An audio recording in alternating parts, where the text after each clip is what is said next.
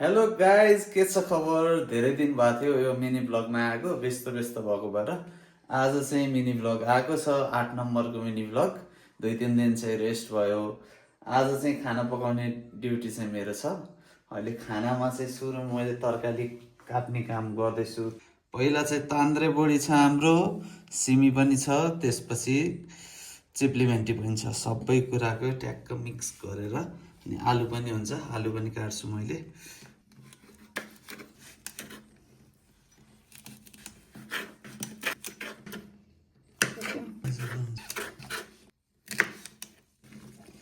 सिमी र बोडी चाहिँ काटेर ल्याइयो। चिप्ली भेन्डीलाई छुट्टै काट्छु।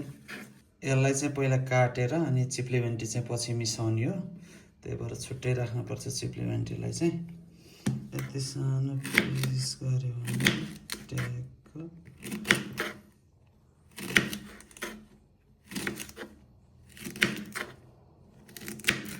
यसलाई चाहिँ मैले भात बसालिसकेको छु। तेल चाहिँ यति हालेँ, जिरा।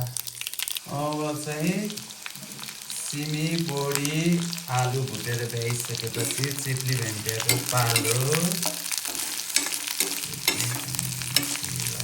चिप्ली भेन्डी चाहिँ खासै धेरै छैन।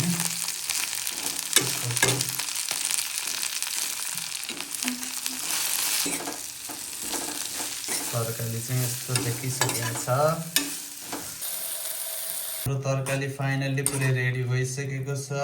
अब हामीले यही तरकारी र भात मजाले खानेवाला छौँ। यस्तै छ हजुर हाम्रो तरकारी। आज चाहिँ बुढीको रेस्ट डे हो, त्यही भएर मैले यस्तो सहयोग गरेको। नर्मल्ली चाहिँ मैले पकाउन्न, कहिले काहीँ हो अक्कल झुक्कल। आज चाहिँ पकाउने मेसो परेको छ। हाम्रो तरकारी पनि रेडी भयो, खाना पनि रेडी भयो। अब चाहिँ हामी खाना खाएर अनि भाँडा माझेर आजको दिनको अन्त्य गर्छौँ र भोलि फेरि सुरु हुन्छ हाम्रो नयाँ दिन। त्यतिन्जेलको लागि बाई बाई। राम्रोसँग बस्नु होला सबैजना, आफ्नो ख्याल गर्नु होला। हस्त नमस्कार।